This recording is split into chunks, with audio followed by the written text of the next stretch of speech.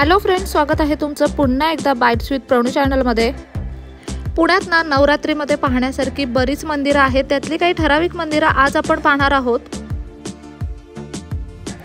सगळ्यात पहिल्यांदा तर आपण आज आलेलो आहोत पुण्यातल्या लक्ष्मी माता मंदिर इथे, जे की पुण्याच्या पर्वती पायथ्याच्या इथे असलेल्या शिवदर्शन रोडवरती आहे।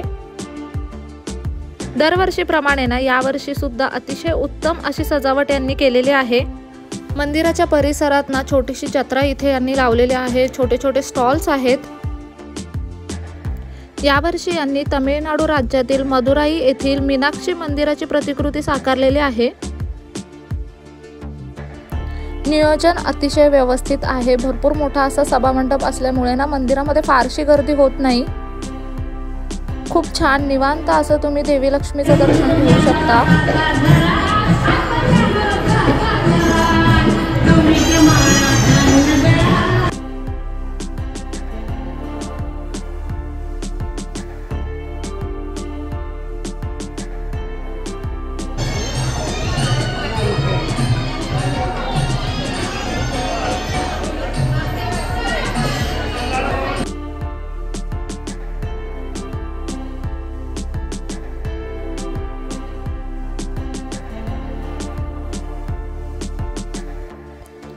लक्ष्मी देवीचं दर्शन घेण्याआधी खूप सुंदर अशी मीनाक्षी देवीची मूर्ती आपल्याला इथे पाहायला मिळते।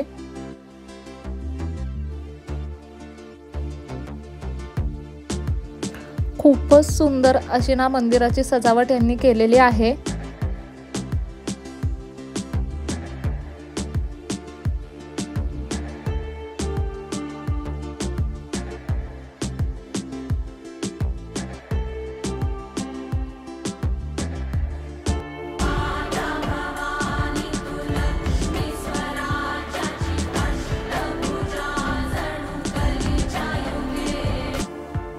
नवरात्रीमध्ये जर तुम्ही देवींचं दर्शन घेण्यासाठी पुण्यामध्ये आलात ना, तर आवर्जून ना ह्या पर्वती पायथ्याच्या इथे असलेल्या ह्या मंदिरात नक्कीच या।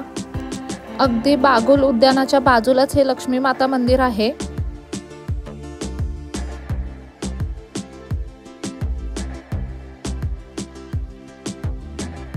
मंदिराबद्दल तुम्हाला काही माहिती वाचायची असेल ना, तर इथे व्हिडिओ पॉज करून तुम्ही ही माहिती वाचू शकता।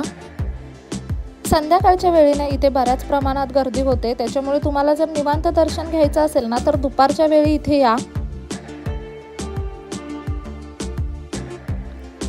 लक्ष्मी माता मंदिरानंतर आता आपण आलेलो आहोत पुण्यातला अगदी प्रसिद्ध असं महालक्ष्मी मंदिर, जे की सारसबागेपासून अगदी 2 मिनिटाच्या अंतरावरती आहे।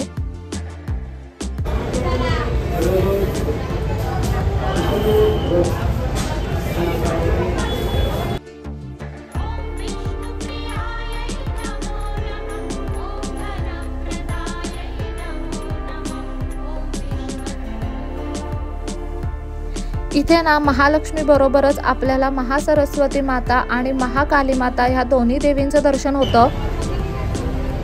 त्यामुळे ह्या एकाच मंदिरात आपल्याला तिन्ही देवींची रूपं अगदी एकत्रितपणे पाहता येतात।